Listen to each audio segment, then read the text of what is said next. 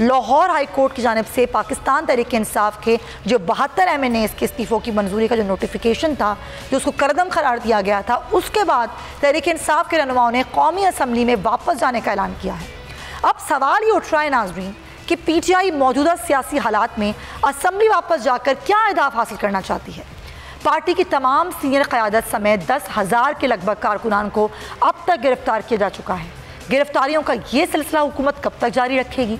क्या हुकूमत इन तमाम गिरफ्तारियों और तहरीक इंसाफ को छोड़ जाने वाले रहनुमाओं के बावजूद इस पोजीशन में है कब इंतखाबात का इनेकाद करवा सके, या फिर ये सिलसिला इंतखाबात तक इसी तरीके से जारी रहेगा? इन सवालों के जवाब मैं आज के प्रोग्राम में हासिल करूँगी और जानूँगी कि क्या होगा क्या, और ख़ास तौर पे ये जो सियासी इंतशार है, जो एक फ़ज़ा है मुल्क में, इसको ठीक कौन कर सकता है, किसके पास है ये काम कि वो उसको ठीक कर सकें। लेकिन सबसे पहले हम कोर्ट की खबर बात करेंगे, और आज कोर्ट की खबर में हमने देखा कि जुडिशल कमीशन जो हुकूमत की तरफ से बनाया गया था ऑडियो लीक के मामले पर, उसको PTI ने सुप्रीम कोर्ट में चैलेंज कर दिया है। सबसे पहले हम उस पर बात कर लेते हैं। तैयब बलोच से हमारे नुमाइंदे हमें ज्वाइन कर रहे हैं इस खबर पर, और हमें ज्वाइन कर रहे हैं माहिर क़ानून शुएब शाहीन साहब, और तज़ियाकार शौकत पराचा साहब भी हमारे साथ प्रोग्राम में मौजूद हैं। आप सबका बहुत शुक्रिया कि आप लोगों ने अपना कीमती वक्त निकाला। तैयब, आप बताइए कि आज क्या कुछ रहा, क्योंकि ये जो एक जुडिशल कमीशन का क़याम था, इसको भी तहरीक इंसाफ ने सुप्रीम कोर्ट में चैलेंज किया है। जी, तहरीक इंसाफ की जानिब से जुडिशल कमीशन को जो है वो बाकायदा तौर के ऊपर चैलेंज कर दिया गया। तहरीक इंसाफ के रहनुमा बाबर रवान की जानिब से एक आइनी दरख्वास्त दायर की गई, जिसमें मौक़िफ़ इख्तियार किया गया कि जुडिशल कमीशन का जो क़याम है वो आइन और कानून के तकाज़ों को मद्देनज़र रख कर नहीं किया गया, और इसके साथ साथ कि अगर किसी जज के ख़िलाफ़ कोई कार्रवाई करनी भी हो तो उसके लिए प्रॉपर फोरम जो है वो सुप्रीम जुडिशल कौंसल का मौजूद है।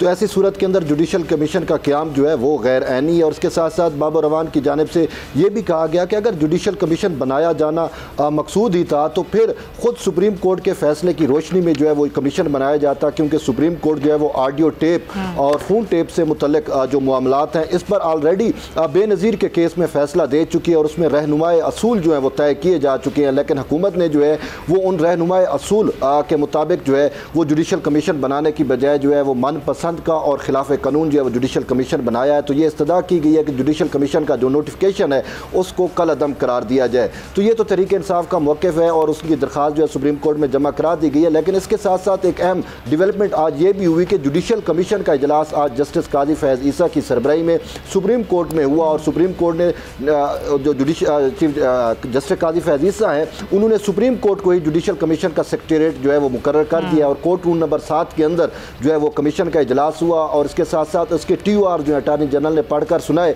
और कमीशन ने यह भी तय कर लिया कि किस तरीके से प्रोसीडिंग को आगे बढ़ाना है। और इस वजह से जस्टिस काजी फैज़ ईसा ने वाज़ेह तौर के ऊपर कहा कि हमारी कोशिश होगी कि ओपन कोर्ट के अंदर या ओपन इसकी समाअत हो और तमाम लोग इसमें सुन सकें, और साथ साथ अटार्नी जनरल को यह भी कहा है कि आपने जो है वो एक मोबाइल फ़ोन और सिम हमें मुहैया करनी है, और हम वो नंबर पब्लिक कर देंगे। किसी के पास कोई भी इंफॉर्मेशन होगी ऑडियो लीक से मुतल्लिक या इन तमाम चीज़ों से मुतल्लिक तो वो कमीशन को भी आगाह कर सकता है। और इसके साथ साथ काजी फैज़ ईसा ने यह कहा कि इस कमीशन में जो जिन लोगों की ऑडियो लीक्स आई हैं उनको हम जो है वो नोटिस जारी करेंगे, और नोटिस जारी करने का तरीक़ाकार भी बता दिया गया कि उनको नोटिस जब जारी होंगे तो तस्दीक की जाएगी और फ़ोन से उनकी तस्वीर भी ले ली जाएगी और उनके घर के ऊपर भी वो नोटिस चिस्पा किया जाएगा। ताहम उन्होंने कहा कि अगर उन नोटिस के बावजूद अगर कोई शख्स जो है वो तावन नहीं करता तो फिर उसको जो है वो समन जारी किए जा सकते हैं। बिल्कुल ऐसा ये सारा प्रोसीजर होगा, लेकिन ये बात बड़ी एक पॉजिटिव है कि इसको पब्लिक करने का भी ऐलान किया गया है, और ये भी कहा गया है कि ना ही किसी जज के खिलाफ कोई कार्रवाई करेंगे ना कर रहे हैं, ये भी एक मामला था। अच्छा शुएब शाहीन साहब, एक तो ये बात के खुद जस्टिस काजी फैज़ ईसा ने कहा कि मेरे भी कुछ आईनी फ़राइज़ हैं, क्योंकि मैं ख़ुद भी सुप्रीम जुडिशल कौंसिल का मेंबर हूँ। हम पहले इस कानूनी मामला पर बात कर रहे थे कुछ रोज़ पहले जब ये क़याम हुआ और हुकूमत ने इसकी मंजूरी दी कि जुडिशल कमीशन बनाया जाएगा, गो कि सुप्रीम कोर्ट में चैलेंज भी किया। सर, अब ये जो मामला है आपको लग रहा है सुलझने जा रहा है कानूनी तौर पर? देखिए, मेरा ख्याल है कि ये बड़ा सेंसिटिव मामला है कि देखें, जब जज के कंडक्ट के बारे में आपने कोई इंक्वायरी करनी है तो वो inquiry in the shape of present judicial commission ये ज़रा नामुनासिब सी है, क्योंकि आर्टिकल 209 ये कहता है कि कोई भी जज के ख़िलाफ़ कोई भी मिसकंडक्ट का मामला हो या किसी किस्म का भी कोई इशू हो तो आप सुप्रीम जुडिशल कौंसिल में रुजू करेंगे, उसके अलावा किसी कोर्ट को किसी को अख्तियार नहीं होगा। और जो कंप्लेंट फाइल कर रहा है जो अथॉरिटी या इवन प्रेसिडेंशियल रेफरेंस भी है, और president of Pakistan must be satisfied by himself, क्योंकि दो तरीके हैं। एक है अगर गवर्नमेंट करती है तो president of Pakistan presidential reference होगा, कोई और पार्टी करती है तो वो कंप्लेंट की सूरत में होगा। पहली बात तो ये है कि ये सिलसिला जो आर्टिकल 209 से शुरू हुआ जी, रिसेंटली अगर आप देखें काजी फाइसा साहब और उससे पहले इफ्तिखार मोहम्मद चौधरी साहब केस आया, तो उसके नतीजे में ये तो तय हो गया कि 209 की कार्रवाई के बगैर जज के ख़िलाफ़ किसी किस्म की कोई प्रोसीडिंग्स नहीं हो सकती है।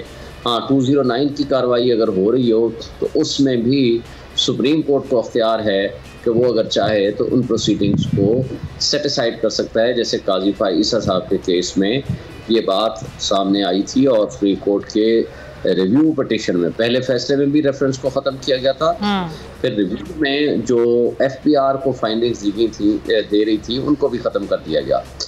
तो इसका मतलब ये हुआ कि इस तरह जुडिशल कमीशन बनाना, एक बात जहन में रखें कि जुडिशल कमीशन के पास कोई अख्तियार नहीं होता, ना ही वो सज़ा व जज़ा दे सकता है, वो सिर्फ रिकमेंड कर सकता है। और रिकमेंडेशन जो है वो भी सुप्रीम जुडिशल काउंसिल के पास भी सज़ा व जज़ा देने का अख्तियार नहीं है, वो भी एक इंक्वायरी बॉडी है और कॉन्स्टिट्यूशनल बॉडी है, ये एक स्टैट्यूटरी कहलाती है, तो वो भी रिकमेंडेशंस कर सकती है। रिकमेंडेशन जरूर हो सकती है, कार्रवाई आप कह रहे हैं उस तरीके से हो नहीं सकती। पॉइंट लेकिन शेख शाहीन साहब वक्त की कमी है, मैं दोबारा आपकी तरफ आ जाऊंगी, फिर आपसे दोबारा से पूछती हूँ। शौकत पराचा साहब को भी हम जरा शामिल गुफ्तगू करते हैं। शौकत साहब, आप किस तरह देख रहे हैं इस मुल्क की सूरत हाल को, जहाँ पर हम ऑडियो लीक्स पे जुडिशल कमीशन बनते हुए देख रहे हैं, लेकिन जो मुल्क में मईशत की सूरत हाल है जिसकी फिक्र ना PTI को है ना हुकूमत को है ना आवाम की किसी को फिक्र है, यहाँ पर केसेस हो रहे हैं, गिरफ्तारियां हो रही हैं, कमीशंस बन रहे हैं, क्या लगता है आपको कुछ महीने कैसे होंगे?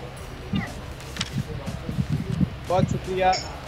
मैंने आपके रिपोर्टर को सुना, TOR उन्होंने बताई और शुएब शाहीन साहब ने उसकी लीगल हैसियत बताई। बड़े अच्छे तरीके से शुएब शाहीन साहब ने बताया कि आर्टिकल 209 के तहत क्या क्या हो सकता है और इंक्वायरी कमीशन के अंडर क्या क्या हो सकता है। लेकिन देखिए, जब जो इसके एटमॉस्फेरिक्स हैं, ऑप्टिक्स हैं, वो तो डिफरेंट हैं। इस कमीशन बनाने के मसलन कहीं सास को किसी को बुला लिया जाता है, मुझे ये बताएं उसका मैसेज क्या होगा।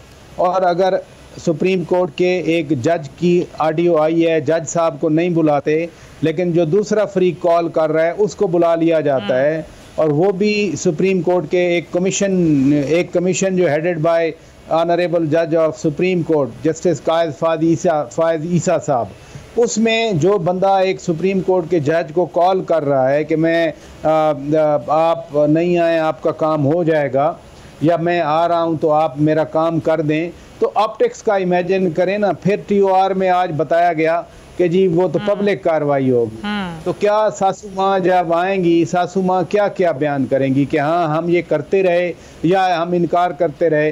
फिर तो ऑडियो की ऑथेंटिसिटी आएगी, ऑथेंटिसिटी फॉरेंसिक होगा। अगर वो सास साहिबा इनकार करती हैं और फॉरेंसिक में वो इस्टेब्लिश हो जाता है, आप उसकी सिर्फ ऑप्टिक्स देखें। यहाँ ये सारा कुछ जो ऑडियो आना, फिर उनकी तहकीकात करना, ये नहीं है कि ये सुप्रीम जुडिशल काउंसिल में भेजा जाएगा। जब पब्लिक हेयरिंग होगी और रोज़ाना की बुनियाद पर होगी, वो तो कह रहे हैं कि हमें लाहौर भी आना पड़े तो हम लाहौर भी आ जाएंगे। इमेजिन आप लाहौर गए हुए हैं और पब्लिक हेयरिंग हो रही है उसकी, तो काइंडली इन ऑप्टिक्स को सोचें कि फिर क्या होगा। यानी जैसे किसी वक्त एक जज साहब की मोहतरमा को बुला कर उनको धक्के दिए गए, उनको सुप्रीम कोर्ट से फिर FBR में भेजा गया, तो क्या हमें वो विजुअल्स भूल गए हम? ऑप्टिक्स तो वही है ना, और मुल्क भी वही है। यही तो सवाल मैं कहती राजा साहब, जो माजी में होता रहा वो आज भी हो रहा है। अगर आपको ये वीडियो पसंद आई है तो सब्सक्राइब करें और बेल आइकन पर क्लिक करें। सब्सक्राइब करें और बेल दबाएं ताकि कोई खबर रह न जाए।